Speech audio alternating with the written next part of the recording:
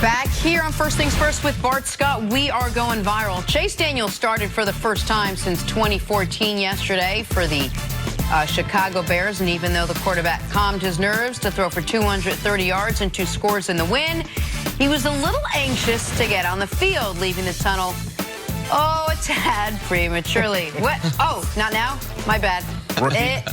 Oops. I thought we were all going out, guys. So what happens when you only have 70 career passes going into a game, despite making $30 million? You don't know. I mean, you can have 70 passes and still know when you're not used to being the starter. The starter's just coming out. Now, I'm going to tell you what he was prepared for, the press conference, because dude was clean. Oh, yeah. Beard trimmed.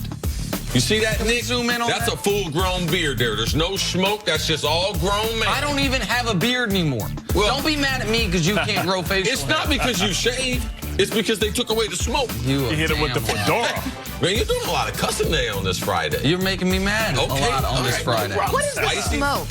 Jenna, we'll discuss it later. The 5 o'clock shadow No. stuff? Yeah, to make it look more full. Oh, yeah. The thing they put in the back of CeCe's head, cover up his damn bald spot. Absolutely. That's too You gotta get that ticker, man. Get that ticker. More Go ahead from and get that hair Thanksgiving. transplant. Cowboys playing host to Washington. Terrible hosts. Made them work all night. And no leftovers. Dak Prescott threw for 289 yards, scored 3 total touchdowns. Ezekiel Elliott went off. 121 yards and a touchdown on the ground. And Amari Cooper finally having that breakout day with 180 yards receiving, 2 touchdowns. Cowboys go on to win 31-23, beating Washington. They're now tied atop the division, both teams at 6-5. Here's Dak on the team's performance. 100%. Just the way we're going and the way we're progressing, as you said, these last 3 games is defense making turnovers. We're actually going and cashing them in for touchdowns. We're taking care of the ball. Defense is getting us many possessions, even when we're punting it. So we're just all playing together. Offensive line's doing a great job holding up when we need to, making plays down the field. But there's still plays out there to be that have been left out there on both sides of the ball. They say, if you really want to be a good team, you have to start rolling in November. And, we've just been focused, man, standing tall with our backs against the wall, relentless, and, hopefully we can keep this up.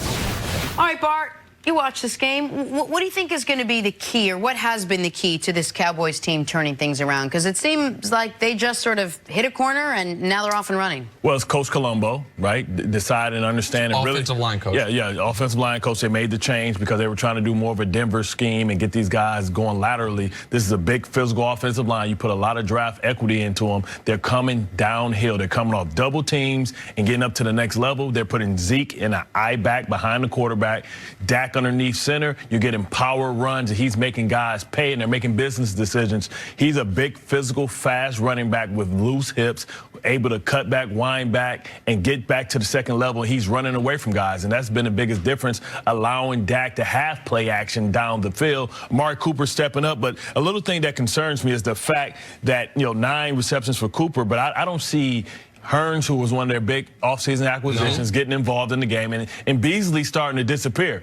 You need somebody that's going to be able to work the seams. They don't have an elite tight end. They need somebody that can work the seams of the defenses. Yeah, I can understand why you'd have concern. I think that let's go to the good part first. And Amari Cooper being the #1 receiver, proving that I am worth that trade. So now they have so much positive tape that they can build on. And I just believe the Amari Cooper effect, ultimately, he's going to get more coverage.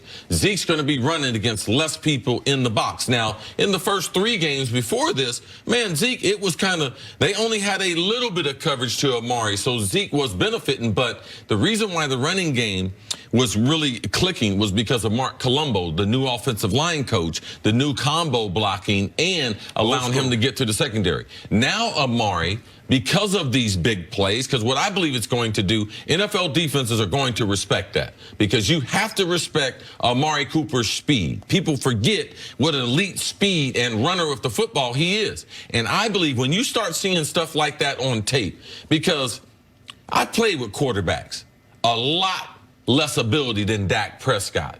And they always used to tell me, Chris, there's always something about you when you make a play. It just gives me so much more confidence that I feel like I don't have to be perfect every week. I don't have to throw the ball in a certain spot. I'm not afraid to throw it in tight coverage. And you can start to see with Dak in a couple of the throws that he made, Amari's first touchdown, it wasn't perfect. Dak put it in a spot where he could make a play. On the second touchdown, he wasn't on his spot right there. You see him drifting to his left a little bit. He's waiting for Amari to get open. He puts a ball that speaks to him. Amari, there's no coverage to the inside. Take that and run off with it. They have double zone here with man underneath. He throws it right over the man coverage. Amari makes just an individual play that he's more than capable of doing. So for me now, it's a matter of building on the confidence that Amari, because I saw the kid who left Alabama in 2 of his first 3 years in the NFL was all pro. I mean, made the Pro Bowl. So that's the kid that I saw. And sometimes when you have quiet wide receivers, you have to be able to give them a sense of confidence, because I'm not saying Amari doesn't have confidence, but he's not a guy that's going to be bragging about it. Nick Saban immediately identified the personality of Amari Cooper. Yeah, it's a lot like Larry Fitzgerald. It's a lot like Calvin Johnson. But those guys have had coaches that help embolden them. Amari, for him to do that skit. Well, that's what I was about to see. I mean, like. But it was something led up to it. I mean, for people who would know him and be like, no, he would never do anything like that. To me, it shows he's very, very comfortable being there in Dallas, and they've really empowered him. And you saw it before even the touchdown, when he's signaling for a first down. Like, that is not typical of Amari Cooper. You've known the guy since before he went to Alabama. Yeah, I've seen Amari Cooper play every football game since his senior year, and that's 3 years at Alabama before he was drafted by the Raiders. I can swear by this kid. Like, he's one of the kids that I watch every single week. And we got a diehard Raider fan on the staff who walked in this morning and said, even when Amari Cooper was going great, he every time he scored a touchdown, hand the ball to the ref. Not only was he doing a celebration, but that one was planned out. The guys knew to line up on the free throw line. He did the Markelle Fultz tap it to each other free throw. Like, that was a well thought out, kind of a shade toward, not even kind of definite shade towards Markelle Fultz. Like, he is feeling at ease enough to do things like that. And the other thing we're seeing from a football perspective is the detriment to the defense. If you're going to use one of your safeties in run coverage, you only got to make one guy miss. Like, that's what we saw in those long touchdowns was he didn't have to run past 2 safeties, only had to run past 1. And Bart, you've been on a team where you've seen, it's a very good defensive team, but you've seen guys either come to the team, either drafted, you acquire them, and once they get that acceptance in the locker room, what it allows them to do on the field, maybe explain that to us. Well, I tell you what, when I look at Cooper, he looks like a guy that got his freedom papers, right? Because what happens is when you're in a place and in the football operation, everything is going downhill. It's a black hole, and now you get your freedom papers, and now you're going from a team that you had no expectations for the season, and you get your walking papers, you go to a better place. Much like we see with Eli Apple, it's like being freed, right? You're freed. So now he feels like, okay, I have an opportunity to play meaningful football.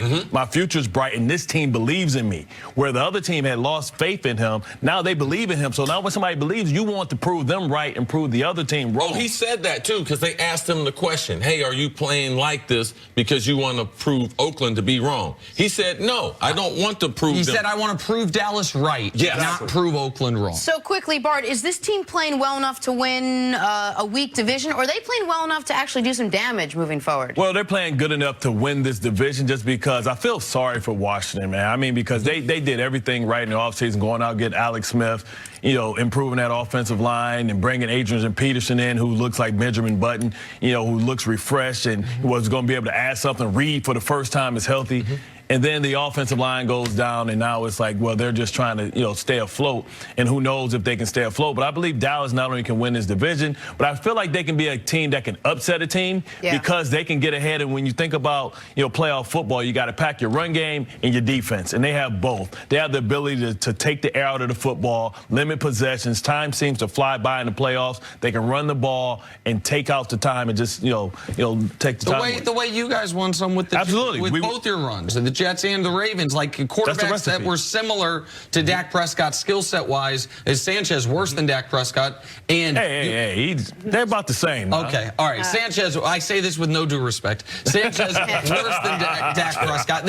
But the Cowboys lost games like this early in the year. Close at the halftime. Zeke getting some carries early, and then they found a way to lose. Yesterday, they found a way to win. And Washington, because of those injuries, now the tiebreakers, everything, they're cooked. All right, let's take a break. Thanks, Bart. Coming up, will Cam and the Panthers bounce back against the Seahawks after losing 2 straight? Next on First Things First.